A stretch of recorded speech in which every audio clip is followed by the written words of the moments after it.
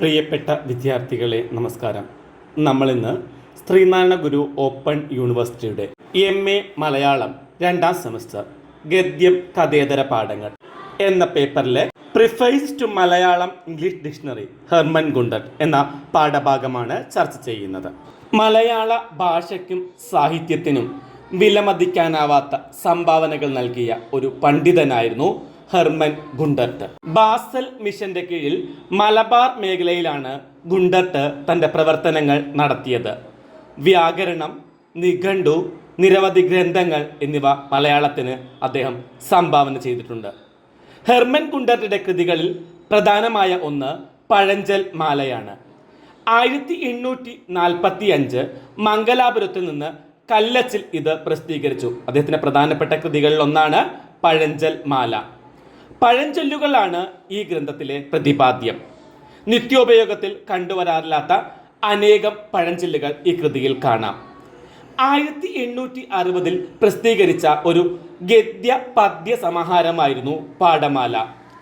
ലക്ഷണമൊത്ത ആദ്യത്തെ പാഠപുസ്തകമാണ് ഇതെന്ന് ഡോക്ടർ സ്കറിയ സക്കറിയ അഭിപ്രായപ്പെടും. അദ്ദേഹത്തിന്റെ മറ്റൊരു പ്രധാനപ്പെട്ട കൃതിയാണ് കേരളപ്പഴമ. 1498 മുതൽ 1631 വരെയുള്ള കേരള ചരിത്രത്തെ, പ്രത്യേകിച്ച് പോർച്ചുഗീസ് പ്രഭാവകാലത്തെ പരാമർശിക്കുന്ന ഒരു ചരിത്ര കൃതിയാണ് കേരളപ്പഴമ. കേവലം ചരിത്രമാണെങ്കിലും നോവൽ പോലെ രസിച്ച് വായിക്കാവുന്ന ഒരു കൃതിയാണിത്. മലബാറിന്റെ ചരിത്രവും ഭൂമിശാസ്ത്രവും സംയോജിപ്പിച്ച് തയ്യാറാക്കിയിട്ടുള്ള ഒരു കൃതിയായിരുന്നു മലയാള രാജ്യം. 1868 ഇത് പ്രസിദ്ധീകരിച്ചത്. മലയാളത്തിലെ ആദ്യകാല നിഘണ്ടുക്കൾ. മലയാള ഭാഷയുടെ വളർച്ചയ്ക്ക് ക്രൈസ്തവ മിഷണറിമാർ നൽകിയ സംഭാവനകളിൽ നിഘണ്ടുക്കൾ പരമ പ്രാധാന്യം അർഹിക്കുന്നുണ്ട്. ലഭ്യമായ തെളിവുകൾ വെച്ച് നോക്കുമ്പോൾ പ്രഥമ മലയാള നിഘണ്ടു അർണോസ് പാതിരിയുടേതാണ്. മലയാളത്തിലെ ആദ്യ നിഘണ്ടു എന്ന് പറയുന്നത് അർണോസ് പാതിരിയുടേതാണ്. 3 നിഘണ്ടുക്കളാണ് അദ്ദേഹം തയ്യാറാക്കിയിട്ടുള്ളത്. അവയിൽ ഏറ്റവും പ്രധാനപ്പെട്ടത് മലയാള പോർച്ചുഗീസ് നിഘണ്ടുവാണ്. മലയാളം അകാരാദി ക്രമത്തിലല്ല അർണോസ് പാതിരിയുടെ നിഘണ്ടുവിൽ കാണുന്നത്. റോമൻ ലിപികളുടെ ക്രമത്തിൽ മലയാള വാക്കുകൾ നിരത്തിയിരിക്കുകയാണ്. ലുപ്തപ്രചാരമായ അനേകം പദങ്ങൾ ഈ നിഘണ്ടുവിൽ കാണാം. എ, ഓ എന്നീ സ്വരങ്ങളുടെ ഹ്രസ്വ ദീർഘ ഭേദമോ സമ്പ്രദാകാരമോ സൂചിപ്പിക്കുന്ന വിധത്തിന് ലിപികളില്ല. ശൈലികളും പഴഞ്ചൊല്ലുകളും നിഘണ്ടുവിൽ ചേർത്തിട്ടുണ്ട്. മറ്റൊരു പ്രധാനപ്പെട്ട നിഘണ്ടുവാണ് ക്ലെമന്റ് പിയാനോസിന്റെ മലയാള നിഘണ്ടു. നാടോടി മലയാളത്തിന്റെ നിഘണ്ടു എന്ന് ഇതിനെ പൗലോനിസ് വിശേഷിപ്പിക്കുന്നുണ്ട്. ഇതിൽ 1ാം കോളത്തിൽ ലത്തീനും 2ാം കോളത്തിൽ മലയാളവുമാണുള്ളത്. മലയാള ഭാഷയ്ക്ക് ലഭിച്ച മറ്റൊരു അമൂല്യ നിധിയായിരുന്നു ബെഞ്ചമിൻ ബൈലിയുടെ മലയാളം ഇംഗ്ലീഷ് നിഘണ്ടു.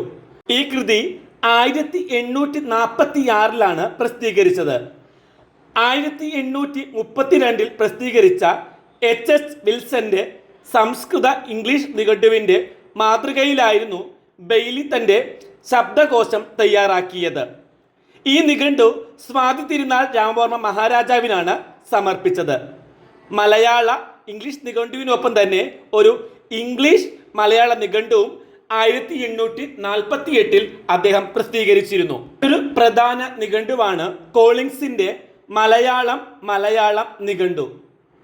1865 ഇത് പ്രസിദ്ധീകരിച്ചത്.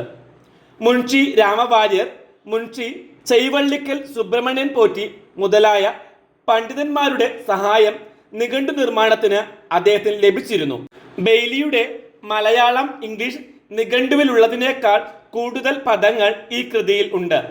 പ്രധാന സംസ്കൃത ധാതുക്കൾ ഇംഗ്ലീഷിൽ അർത്ഥം വിവരിക്കുന്ന ധാതു മഞ്ജരി എന്ന ഒരു അനുബന്ധം ഈ നിഘണ്ടുവിലുണ്ട്. ശാസ്ത്രീയമായ രീതിയിൽ നിർമ്മിച്ചിട്ടുള്ള നിഘണ്ടുവായിരുന്നു ഡോക്ടർ ഹെർമൻ ഗുണ്ടർട്ട് തയ്യാറാക്കിയ ഇംഗ്ലീഷ് മലയാളം നിഘണ്ടു. 1116 പേജുകളുള്ള ഈ നിഘണ്ടു 1872 മംഗലാപുരം ബാസൽ മിഷൻ പ്രസിൽ നിന്നാണ് അച്ചടിച്ചത്. വാക്കുകളുടെ കേവലമായ അർത്ഥം മാത്രമല്ല, അവയുടെ ആഗമങ്ങൾ കൂടി രേഖപ്പെടുത്താൻ അദ്ദേഹം പ്രത്യേകം ശ്രദ്ധിച്ചിരുന്നു.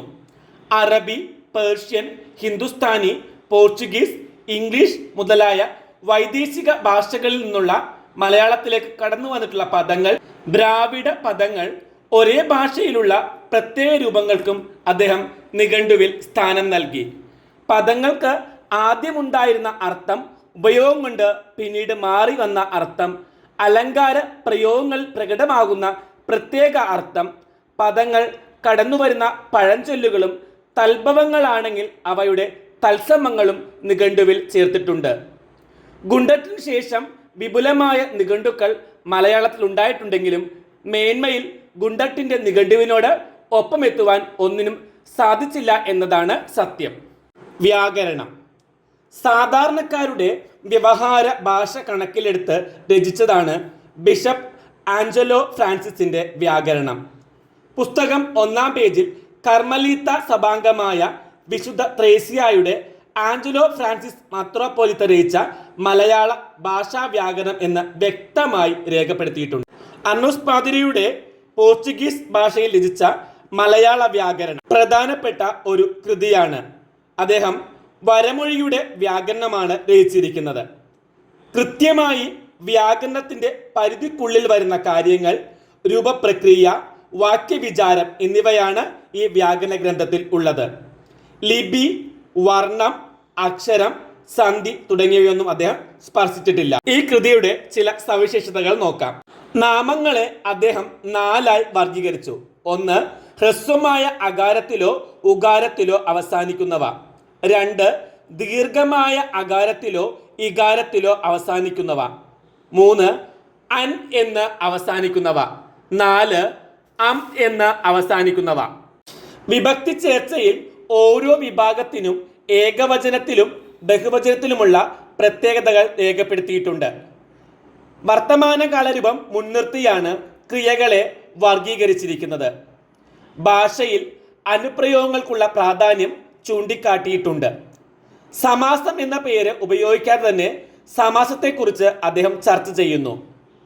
കർമ്മണി പ്രയോഗം ഭാഷയിൽ വിരളമാണെന്നും കൂടിയേ തീരൂ എന്ന് വരുമ്പോൾ പെടുക ചേർത്ത് കർമ്മണി രൂപം സൃഷ്ടിക്കാമെന്നും അദ്ദേഹം രേഖപ്പെടുത്തിയിട്ടുണ്ട്. ലക്ഷണയുക്തമായ ആദ്യ മലയാള വ്യാകരണമാണ് റോബർട്ട് ഡ്രമ്മണ്ടിൻ്റെ grammar of the Malabar language. മറ്റൊരു പ്രധാനപ്പെട്ട വ്യാകരണ കൃതിയാണ് എഫ് പ്രിങ്ങിൻ്റെ outline of grammar of the Malayalam language as spoken in the province of north and south Malabar and kingdom of Travancore and Cochin എന്നത്. ജോസഫ് പിറ്റിൻ്റെ a grammar of the Malayalam language, principles of Travancore and Cochin and district of north and south Malabar.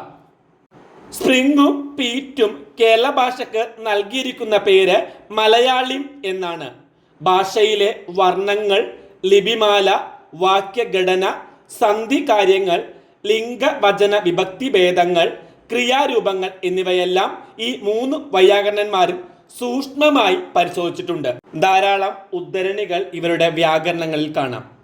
മലയാള വ്യാകരണ ചരിത്രം ഏറെക്കുറെ പക്വത പ്രാപിക്കുന്ന കാഴ്ചയാണ് 1851 അപൂർണമായി പ്രസിദ്ധീകരിച്ച ഗുണ്ടട്ടിൻ്റെ മലയാള വ്യാകരണത്തിലും 1863 വെളിച്ചം കണ്ട റവറൻഡ് ജോർജ് മാത്തൻ്റെ മലയാഴ്മയുടെ വ്യാകരണത്തിലും കാണുന്നത്.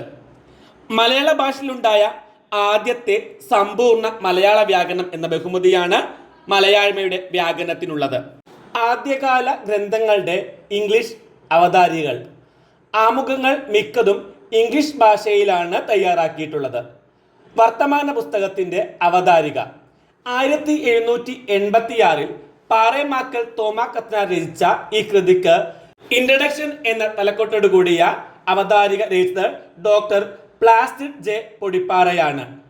അഭിമുഖക്കുറിപ്പിൽ അന്നത്തെ രാഷ്ട്രീയ സാഹചര്യത്തെ വിശദമാക്കുകയാണ് ചെയ്തിരിക്കുന്നത്. Grammar of the Malabar language, Robert Drummond തന്നെയാണ് ഇതിൻ്റെ ആമുഖം തയ്യാറാക്കിയിട്ടുള്ളത്. മലയാഴ്മയുടെ വ്യാകരണം 1863 റവറൻഡ് ജോർജ് മാത്തൻ രചിച്ച കൃതിയാണിത്. ഗ്രന്ഥരചനയുടെ കാരണങ്ങൾ ഹ്രസ്വമായി വിവരിക്കുകയാണ് ആമുഖത്തിൽ ജോർജ് മാത്തൻ. സംസ്കൃത പണ്ഡിതർ വ്യവഹാര ഭാഷയ്ക്ക് പ്രാധാന്യം നൽകാത്തതിനാൽ വിദേശീയർക്കും തദ്ദേശീയർക്കും പ്രാദേശിക ഭാഷയുടെ വ്യാകരണം ആവശ്യമാണെന്ന തോന്നലിലാണ് ഇത്തരമൊരു വ്യാകരണ ഗ്രന്ഥം ഉടലെടുത്തത് എന്നും ഇവിടെ സൂചിപ്പിക്കുന്നു. ഗുണ്ടട്ടിന്റെ വ്യാകരണ ഗ്രന്ഥത്തെക്കുറിച്ചും ഈ രണ്ട് ഗ്രന്ഥങ്ങളും തമ്മിലുള്ള വ്യത്യാസങ്ങളെക്കുറിച്ചും ഗ്രന്ഥകർത്താവ് സൂചിപ്പിക്കുന്നുണ്ട്. വ്യാകരണ ഗ്രന്ഥത്തിന്റെ രൂപഘടനയെക്കുറിച്ചാണ് പിന്നീട് ജോർജ് മാത്തൻ പറയുന്നത്. ഗ്രന്ഥത്തിന്റെ സ്വരൂപം അദ്ദേഹം വിശദമാക്കുന്നു. ഗ്രന്ഥസൃഷ്ടിക്ക് പരമഹേതുവായ ദൈവത്തിനുള്ള നന്ദി അർപ്പിച്ചുകൊണ്ടാണ് ആമുഖം അവസാനിക്കുന്നത്. മലയാളം ഇംഗ്ലീഷ് നിഘണ്ടു 1846 പ്രസിദ്ധീകരിച്ച ബെഞ്ചമിൻ ബെയ്ലിയുടെ നിഘണ്ടുവിന് ആമുഖം തയ്യാറാക്കിയത് ഗ്രന്ഥകർത്താവ് തന്നെയാണ്.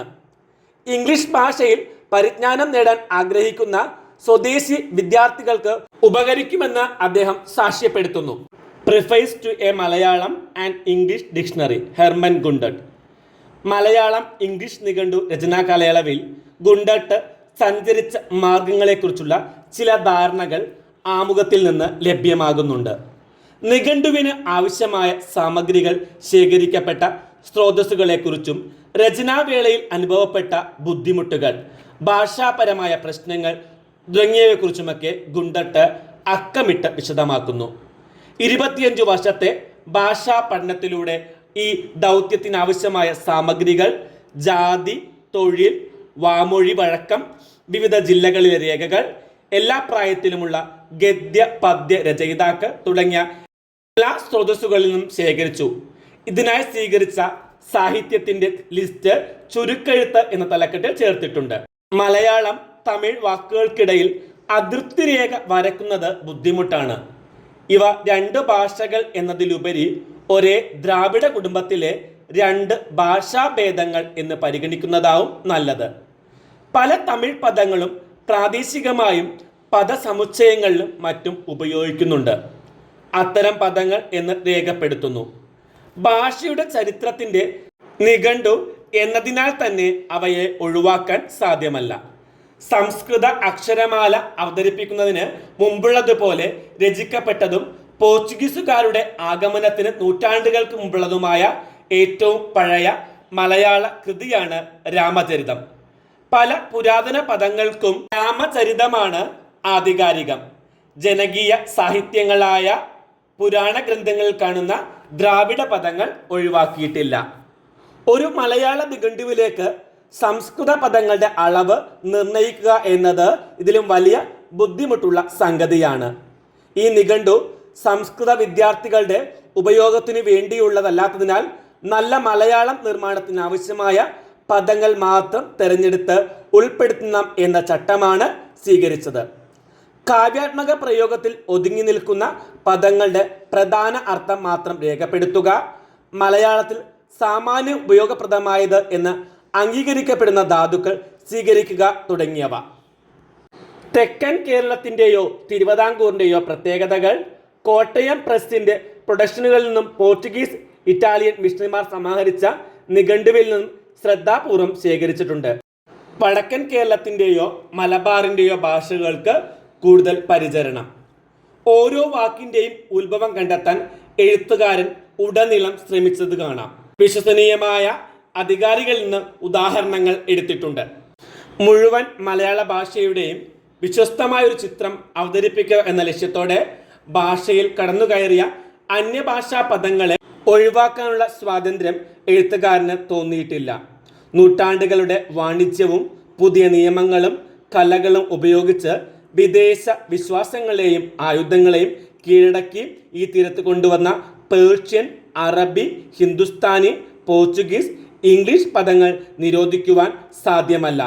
അതേ കാരണത്താൽ തന്നെ പ്രവിശ്യാവാദങ്ങൾ, അശ്ലീലതകൾ തുടങ്ങിയവ നിരാകരിക്കുന്നു. ദ്രാവിഡ ഭാഷകളുടെ താരതമ്യത്തിന് പ്രത്യേക ശ്രദ്ധ നൽകിയിട്ടുണ്ട്. ബെയ്ലിയുടെ നിഘണ്ടുവിന്റെ അതേ മാതൃകയിൽ തയ്യാറാക്കിയ ഒന്നല്ല ഈ കൃതി. മലയാളം, സംസ്കൃതം എന്നീ പദങ്ങൾ തമ്മിൽ വിവേചനം കാണിക്കാത്തത്, അപ്രധാനമായവക്ക് കൂടുതൽ ഇടം നൽകിയത് തുടങ്ങിയവ അതിൻ്റെ പോരായ്മയാണ്. ബെയ്ലിയുടെ നിഘണ്ടുവിൽ നിന്ന് വ്യത്യസ്തമായിരുന്നു ഈ നിഘണ്ടു.